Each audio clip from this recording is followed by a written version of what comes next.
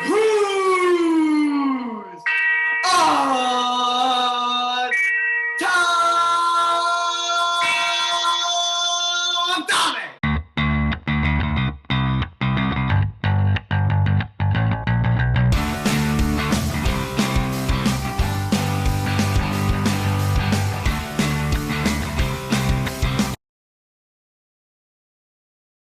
And welcome back to Who's on Top. This is episode 50, guys. We made it to 50. Woo! And with us today, we have a special guest, but let's first introduce our analyst. Sitting in John Hopkins, we have Jeremy Giles, the fencing captain. Hello, at your service. And we have our JV captain of tennis, Ellis Gordon. What's up, guys? And finally, our special guest, Ronen Dorfan. Hi, nice to meet you guys. Nice to meet you too, Ronen. We're so excited to have you on the podcast. We have a great episode planned for you, but we wanted to start off with a pretty cool interview of Ronen. He's kind of an all jack of all trades, know-it-all about every single sport you can think of and some that you can't think of. So we wanted to start about asking you some questions about a sport we all know and love, basketball, your area of expertise. How'd you get involved with basketball, Ronen? Well, there wasn't really a question. I grew up in Israel, and there were two sports basically: what we call football, which is soccer, and basketball. At that time, interestingly, Israel was a European power. We can touch about it later because basketball was very small then in the continent. And I understand we want to talk about European players, but I was living at a time Israel finished second in the European Championship in '79, and was always qualifying to what's called the Eurobasket, the championship of the European nations. So basketball was always alive, and then the NBA did a very good job of marketing itself, starting in the days of Larry Bird and Magic Johnson, but later, of course, in the Bulls years, and by then I was a sports journalist, so I did cover was sent to cover the last two Bulls championship runs in '97 and '98. '97, I did the Eastern Final against Miami, from where I went to your parents' wedding. Yeah, up in Detroit, Michigan. Yes, up in West Bloomfield, and it was from Detroit. I went over. So I'm sure. I was going to ask, how did you get into the sports media world? Like, I think, personally, me, I'm kind of interested in it. I know he's not on here now, but Jacob, one of our other analysts who had a class right now, is very interested. So I'm very curious how you got into the sports media world. I was at law school. I started to work. It's the days just before the internet, '93, '94. So what they used to use then, I was working in, of course, a Hebrew newspaper. They used to use people to translate what the wires used to send. That was the international news. They needed translators to make them into stories. So it was just, I was doing it just to support my studies. But then I started from time to time, they let me write, and I did well pretty fast. So when I finished law school, the system in Israel is that you do 2 years, you work as an apprentice in a law firm for no money. Now at that time, I was already being sent to America to cover basketball, Olympics, stuff like this. I said, okay, I'll delay it a bit. This is a lot of fun. I can be a lawyer later. My mom's still waiting for me when I'm finished with this joke. So okay, that's how I got there. Look, it's very interesting. When I started off, I was kind of a lucky person because there was no social media, there was no internet. Actually, very few people had their voice heard. Not like today, anybody can start their own startup and get their people following them on Twitter, on Facebook, doing podcasts, what you like. So at that time, it was kind of a very privileged thing to do. I don't know how. I think today, and to say, without being too modest, my talent as a writer helped me. But if you speak today, I feel everything has become more like you have to be, because there's so many people doing something in it.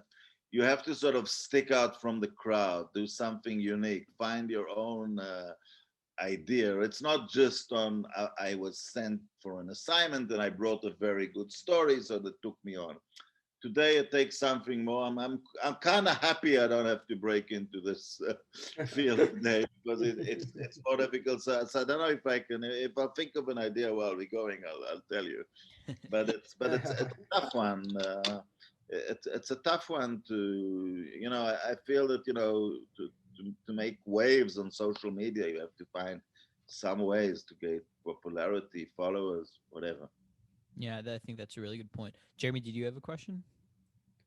Um, I think I did overall. I can ask questions later when we're talking more about All basketball. right, sounds good. So, in terms of basketball, how do you think what do you think is the fundamental way the European game is different from the NBA? Because I know when the NBA started marketing, as you said, around the 80s and the 90s, it was kind of this flashy league with Jordan and Pippen and all those big players, and I'd Europe is like to go back, to one historical thing and just give you some context on how much European basketball has come along.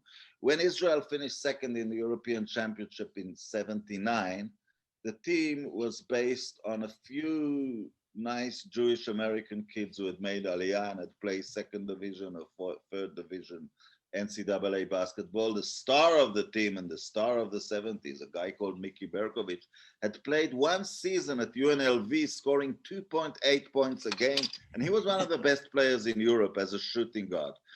Now, in that European Championship, they beat Yugoslavia, who were the silver medalists to the Olympics and had lost to the United States in the '76 final.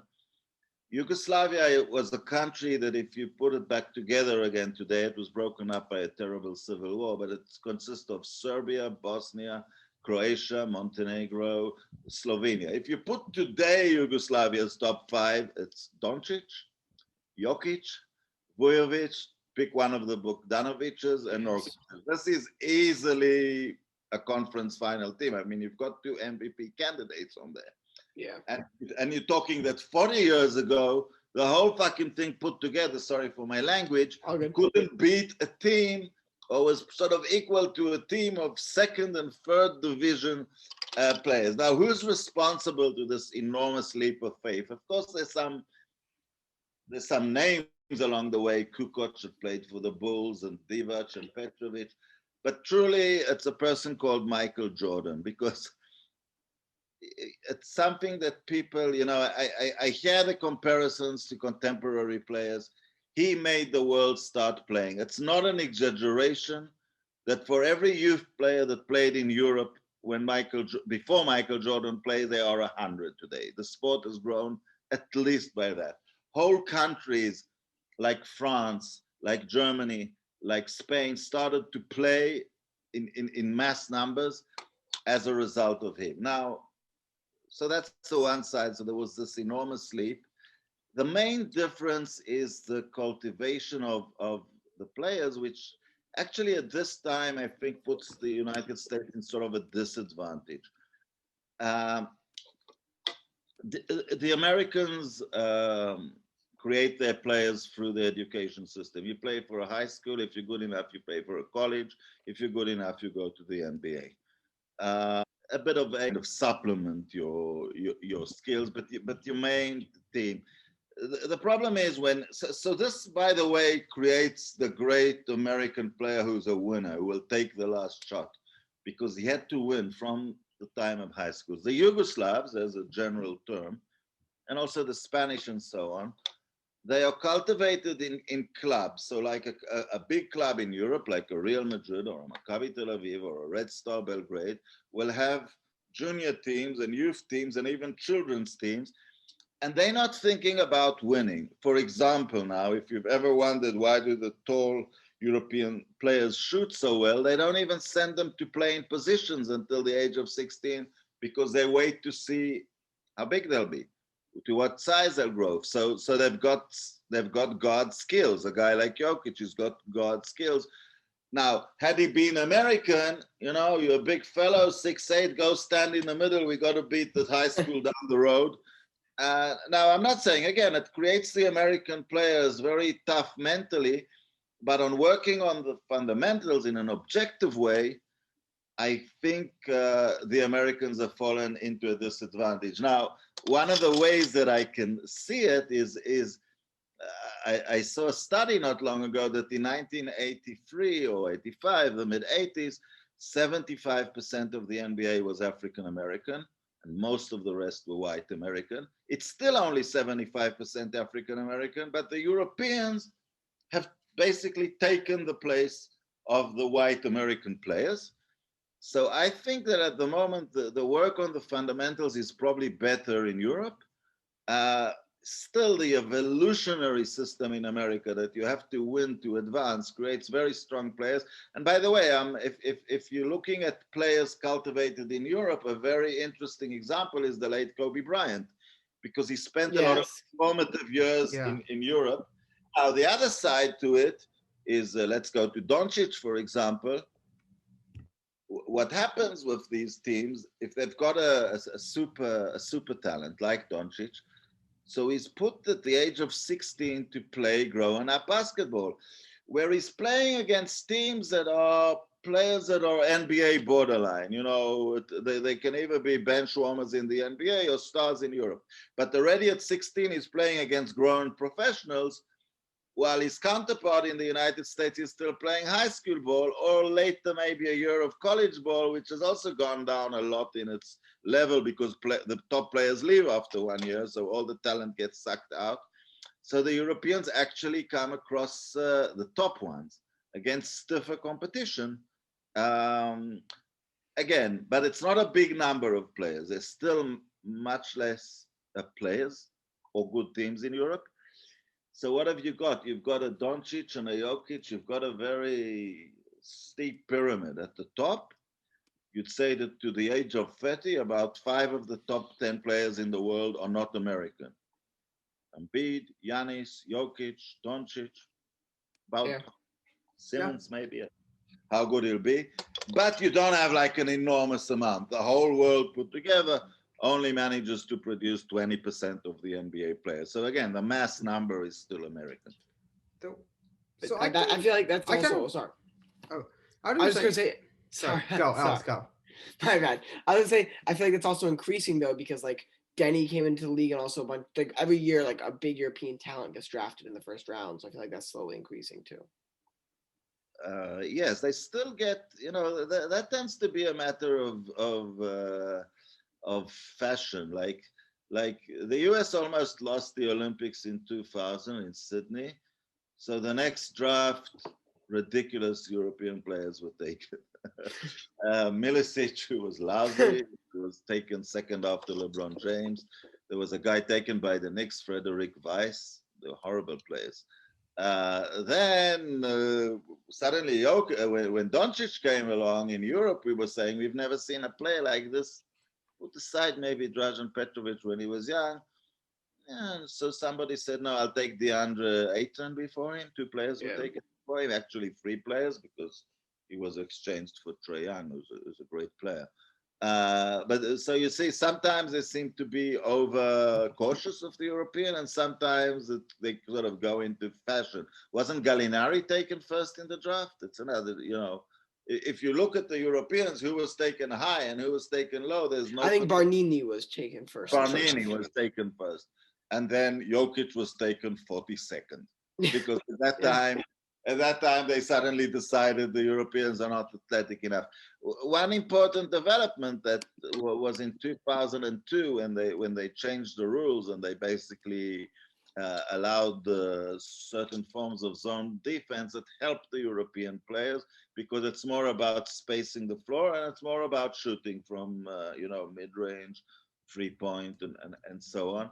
And again, besides the matter of competitiveness in high school versus the academic club system, um, in every sport in the world, the top elite players, tennis, soccer, there ain't such a thing anymore that you go to school and there's a restriction on how much you can see the coach and so on. These top European kids get up in the morning, they do skills like 7 to 9. They do the school that the club brings the teachers to the club, and in the afternoon they start doing teamwork. And it's the same in soccer, and it's the same in other sports. And it's already not realistic. I know this Anglo-Saxon, American, beautiful ideal of the scholar at college, at the meantime, is playing basketball. This don't work, in a super competitive world. Yeah, it's actually very Yeah. interesting that you say that. I Go, guess Jeremy. I kind of have one other kind of question I was wondering. So I think you kind of answered to an extent, but I know this is something I've seen in fencing a bit, is that depending on like where you're from, you can see like a difference, right? Like a fencer from like even just stylistically, assuming everyone looks the same, like a fencer from Korea, I can like notice a difference in someone from Russia. Like, is it kind of the same thing in basketball where like you can tell where Yeah, someone was trained or where someone's from yeah. based on how they play? The Yugoslav players, what was Yugoslavia and now is Serbia, Croatia, that is definitely distinct. First of all, they're tall and lanky, and they're very cerebral. And even in soccer, they play a very audacious guy and taking audacious and doing crazy things. It comes from a lot of things. These are very, despite the tragedies, very happy countries. Parties every night, people dancing on the table. You just see that character in a Jokic and a Doncic and so on. It's you can't miss it. The French top players tend to be a lot from the African migration to there. I mean, most of them are black, so they have also culturally they feel very closer to the American style. Tony Parker, players like that, Boris Diaw, Batum, Gobert. It's more of the physical American style. But yeah, definitely you can see it. I mean, as a fencer, you probably know that you're speaking to someone. I mean, Hungary, which was a powerhouse of fencing, and by the way, Jewish fencing. But yeah, there have been many Yes. Olympic champions. There have been many Olympic. Yes, I am a big Aldo Montano fan. Okay, there you go. Actually, there's a club in my street where Aaron Shilagi, the Olympic champion, trains. So yeah, it's a big thing over here. But yeah, you can definitely tell the styles. Then you got the Lithuanian. Lithuania is also very big basketball. Sabonis, who's wonderful this year in Indiana. His father was a breakthrough player in Europe. There's enormous nostalgia around him in the it's the passing pivot. It's using the center as a passer. That you see that in Jokic, but it's actually more characteristic of the Lithuanian style. And that's a tiny country of like 2.5 million, Yeah.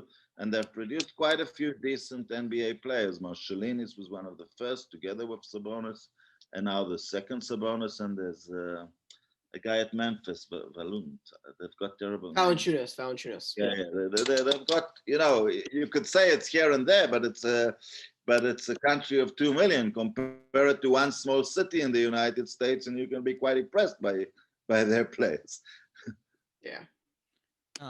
This is more of a fun question, but we had it from one of our analysts that isn't here. If you had to start your franchise around one European player, who would it be? Jokic. Got it. Over Doncic? Starting the franchise. Yeah. Yeah. I think that Doncic will probably go down as a slightly better player. But I think the players around Jokic, he just elevates them. I don't think Jamal Murray is as good as Jamal Murray. You know what I mean? I see players put next to him, the extra that he puts on any player around him. I mean, it's a cliche of making the others better, but it just does it. His passes are something out of this world. The question you said to start a franchise. If you tell me I was in the Western Conference final and you want me to add one player, I may say Doncic. I want to win a final. I want to shoot. It's a different story. I may say Giannis at that point, but at starting a franchise, I would go with Jokic. Yeah, I've seen some passing metrics that say he's among already the best of all times in terms of simply passing the ball. It's pretty incredible what he does with the ball. Yes, it's funny. Old-time Europeans always say, but you had to see Sabonis, the father. but it's, you know, with all due respect, he was doing it in Europe and he's doing it in the NBA. So Exactly. It's it's another thing, you know, maybe worth mentioning on the whole development, because you asked me about style. So there was always this Yugoslav style. Now, when they started to come to the NBA, they were in a physical disadvantage. Dražan Petrovic, he was a European Michael Jordan. He was a beautiful player. He taught himself to take this very quick shot. Divac worked on his body, and they were like in a survival mode in the 90s. Let's get strong enough to be like the Americans. Tony Kokuc, who dominated European basketball for 3 years as a passer of the Jokic mold, he came in and became sort of a three-point shooter. Sometimes he was used in running the plays, but of course he wasn't a very good team. Uh, Now, for the first time, I see them coming out of the skin. They have reached the physical level they need to, and they can again bring their style. So for the first time, Doncic and Jokic are bringing the Yugoslav style, and it's beautiful to see, because it was always said they'll have to give it up when they go to America, and it was true for 2 decades. But now, after 2 decades, they're not giving up their style, and they're still doing their stuff. all right. I think that just shows how knowledgeable you are in basketball. I did not think I didn't realize all of these things about European I'm basketball. just old. I'm just old. And I want to ask one final question because, you know, as an Israel basketball fan, you got to ask about Denny. What do you think of him? Okay. Of course, Danny has, you know, he's an Israeli player and he was born in Israel, but his roots are also Yugoslav. His father played for the Yugoslav national team. Um, I think he's okay. First of all, the first time I saw him was like 15 or 16.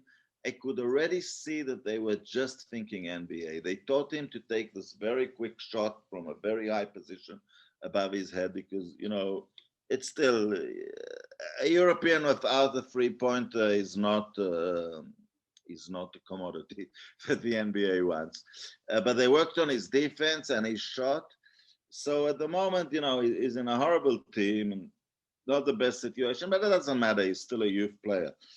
We'll see where he goes with his next contract. I have never, you know, whenever I saw him like 2 months apart, he's always added something to his game. His motivation is incredible. His single-mindedness. I must say that's not necessarily an Israeli trait. It more comes from his father. But I'm sure he'll make it. But you know, when they say, and I follow now the Israeli press, and everyone's disappointed he didn't start so well, and here he has a good game, so everybody's excited. You know, I'll compare him. He's not a Doncic, but I'll compare him to no, from Orlando, Vucevic. Yeah. Vucevic is an all-star. If you look at his numbers in the first 4 years, they were no better than Avdia. So wait. With 23, 24, we'll begin to see if he's going in that direction. You know, Exactly. He's still learning. He's going to be an all-star in his 9th year in the NBA. And although he's a bit taller, there is a lot of comparison between their game. He'll make it. I'm pretty sure. I just think I think part of also the high expectations is, as you were saying before, like with Doncic, there's a lot of high expectations for those type of players. But yeah, but not everyone's a Doncic. So a lot of people take, even Americans and Europeans take a lot of time to adjust the NBA game. Yeah, but again, as I said, it goes with fashion. So Avdia comes into the league 2 years after Doncic. Oh, are all the Europeans like Doncic? Is Europe full of them? No way. No way Europe is full of Doncic. He's a once in a generation player, you know. Exactly.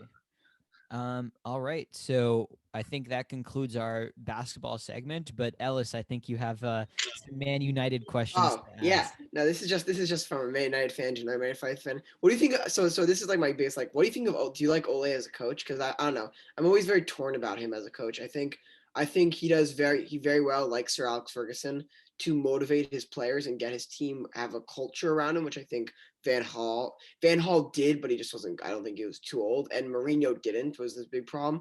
But I feel like sometimes he gets tactically outmatched by top 6 teams. So what do you think about Ole?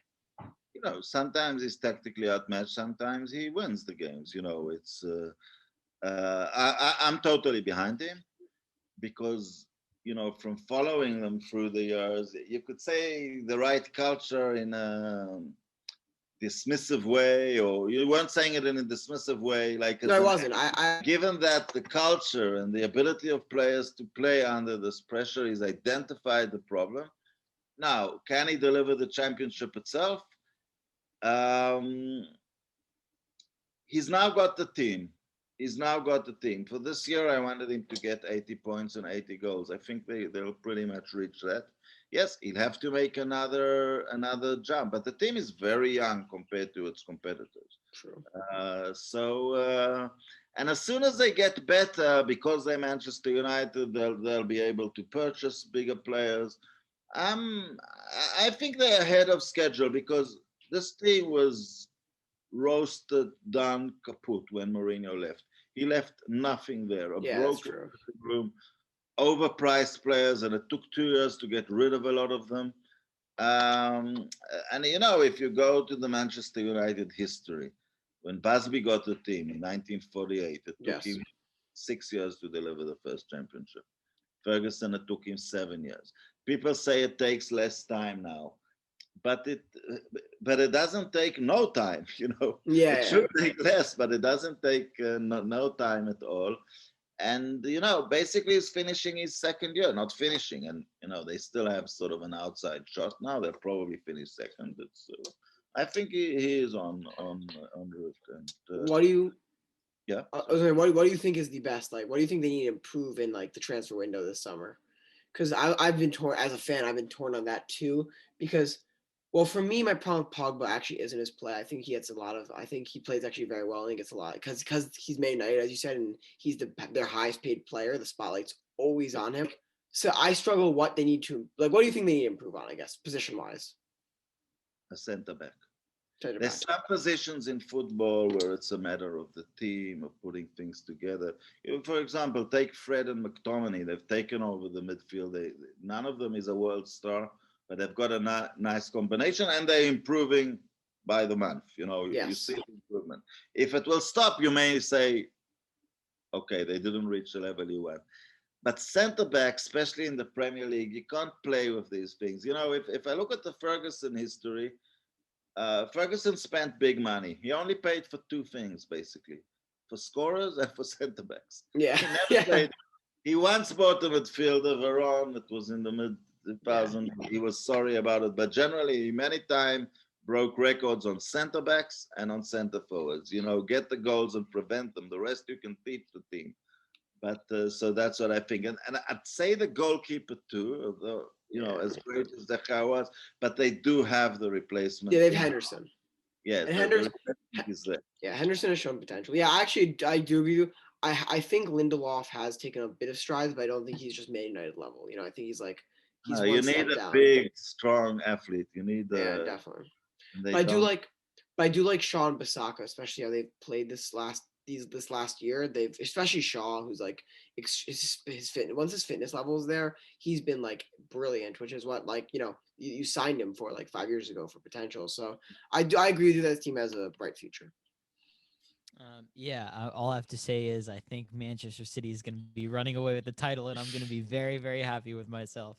I think that Everton game, I was watching it with one of my Man United friends, and he was on the verge of tears by the end of the game. Tough tie there, tough tie. All right, let's move on to less conventional sports. Jeremy, did you have a question? I did not. All right. Was I supposed to? You wrote down a great question. If you wanted to ask it. Oh yeah, actually yes. Okay, I'm sorry, I forgot. Well, first of all, it's best if we ask. Ronen, have you covered any esport competitions? Has that been part of? Esport I haven't done. The most the most non-athletic sport I covered was chess. I did the World Championship once. It was great. How was that? Well, it was awesome. It was it was because I was in Moscow for 21 days. So what? Yes. So I know we've all seen Queen's Gambit. At least I have, and I loved it. How does it compare? Yeah, it's not a these guys are hyper brained. I'll just give you an interesting stat of the the the the, um, the duel I was covering was the defending champion at the time, Vishy Anand, who was Indian, against Boris Gelfand, who's Israeli, but he grew up in Belarus. He immigrated to Israel, but he's Israeli. And now, so I was covering Gelfand, of course. In 21 days, of which 12 were playing days, he lost 9 kilos. That's through brain work. And the guy, I saw them at night every day. He'd come down and sit with his computer team, analyzing the game that was and tomorrow's. And they're like drinking gallons of Coca-Cola, and he lost 9 kilos.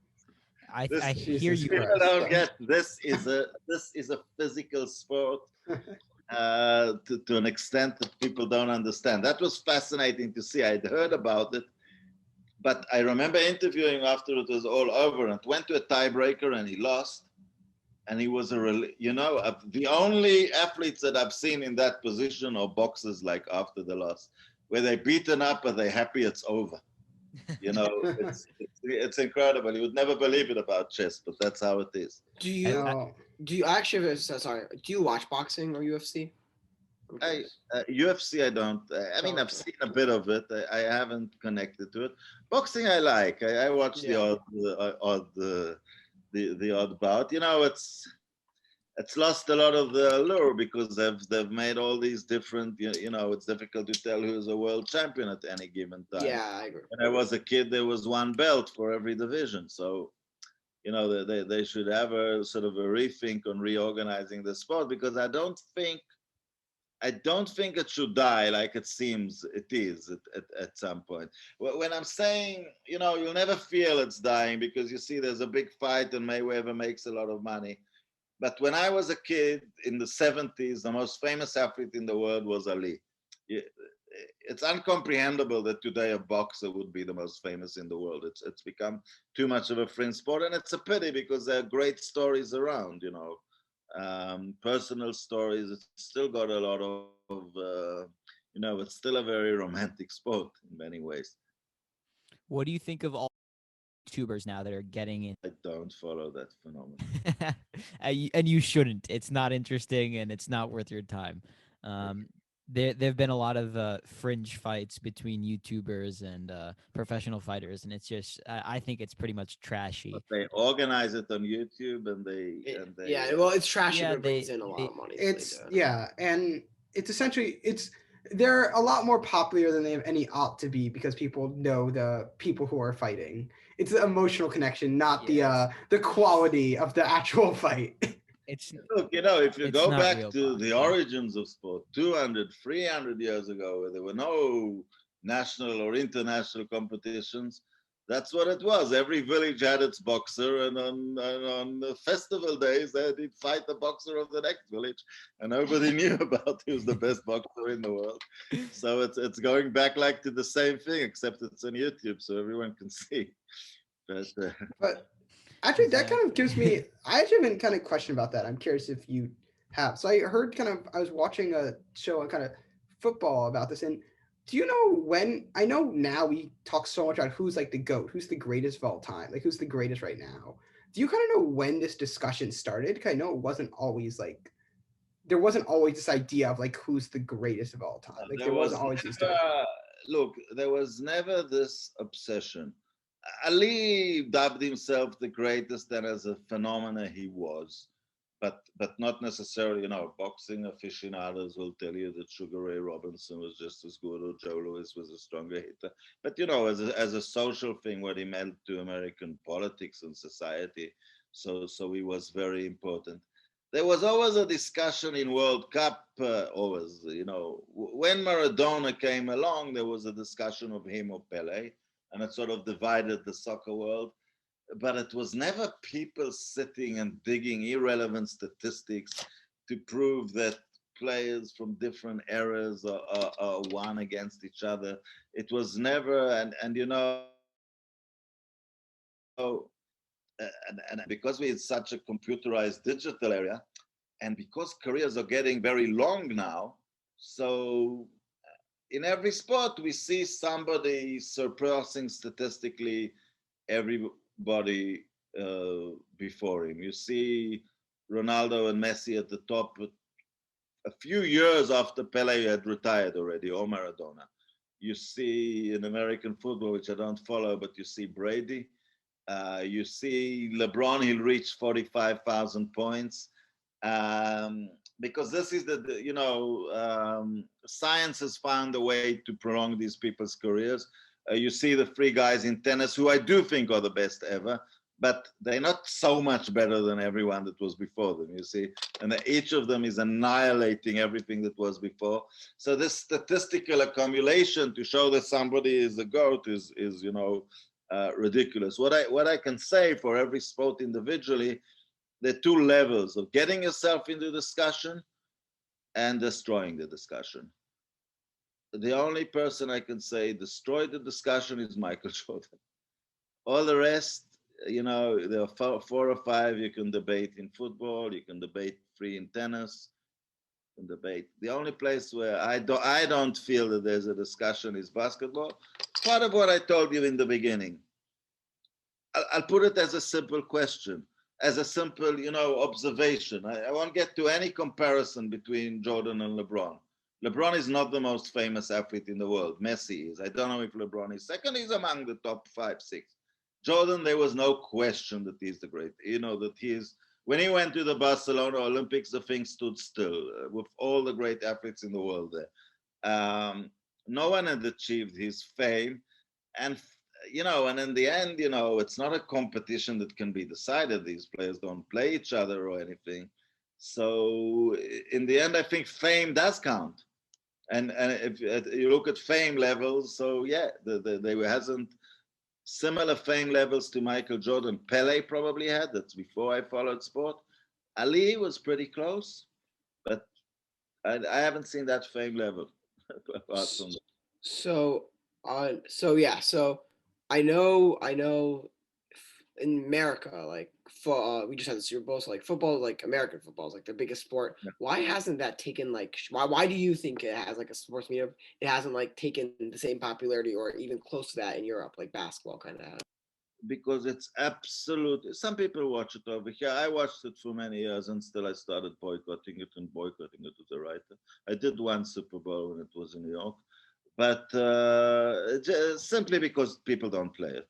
They haven't managed to.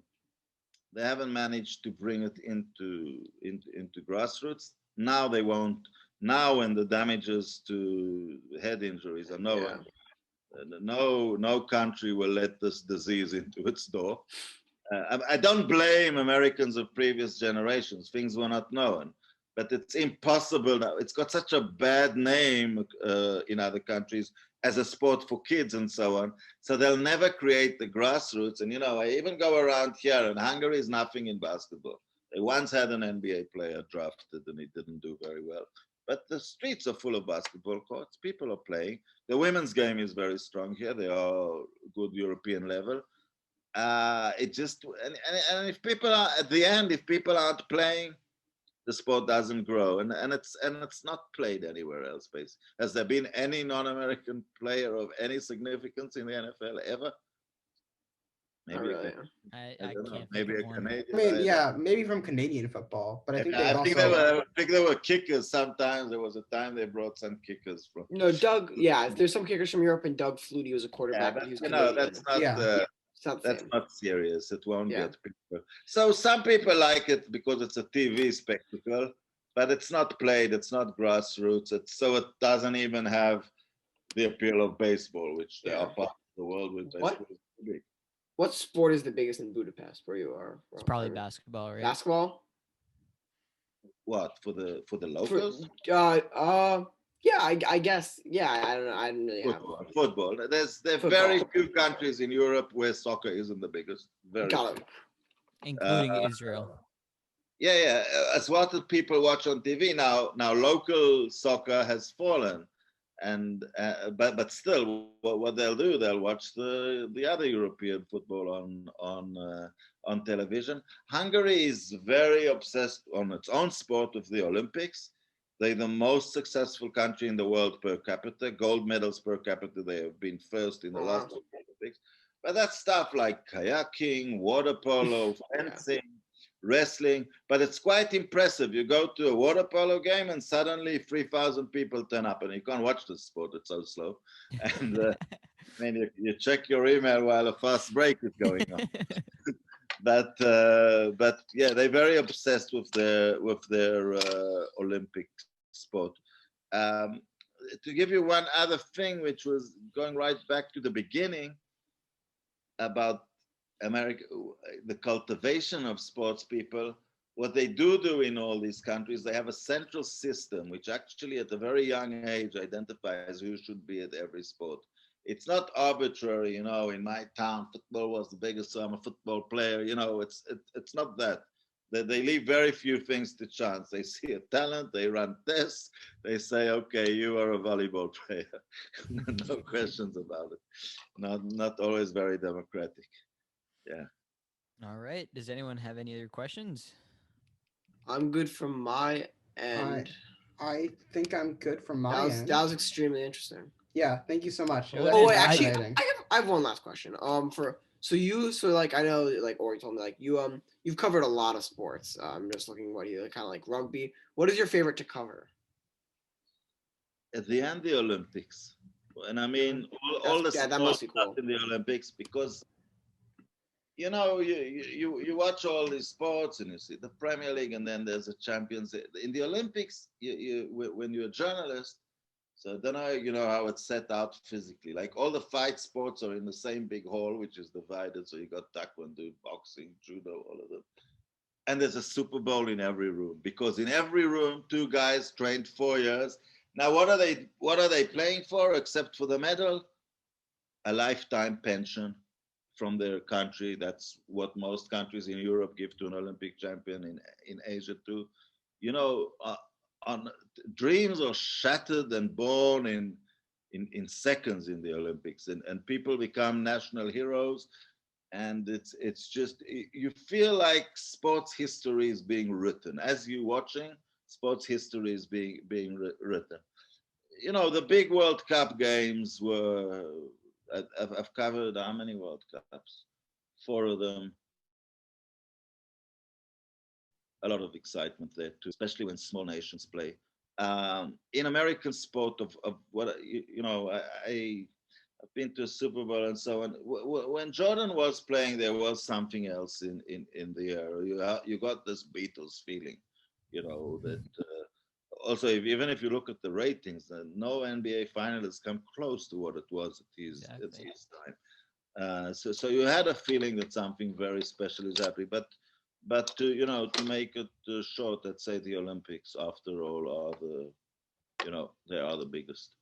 I think we're all missing the Olympics, especially Yes. with COVID this year. 100%. Yeah. Yeah. And it doesn't seem like they're gonna have them. It doesn't feel so. Yeah. No, it doesn't look good. Well, Ronen, thank you so much for being on the Thank you podcast. for having me. It's a delight. It was. I think we all learned more than we ever thought we could. That was really cool. That was fascinating. I'm not gonna lie. Definitely depart my language, but Ronen, you know your shit. Like down to the.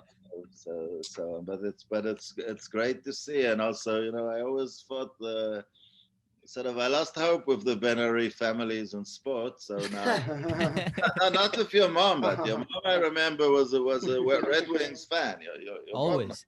Yeah, your mom knows sport, but she's not a Ben-Ari, so there you go. No, she isn't. Yeah, but thank you so much for having us on, Ronen, and we really appreciate it. Okay, Yes, it was thank a lot you. of fun. Something that we know the name of is our conclusion of our podcast. And welcome now into the conclusion, or my conclusion, where I'm going to stutter through it. So, if you're wanting to start a podcast today to get your own thoughts in the air and bicker like us, let us go to our link in our Spotify, Apple, wherever actually, our link, and press it and start a Buzzsprout account. If you do a paid plan, you get some nice benefactors, including a $25 Amazon gift card, which can help you buy some equipment, is what I did. Oh yeah. So yeah, do that. Thank you for Buzzsprout for being our affiliate partner. Ori, mute yourself.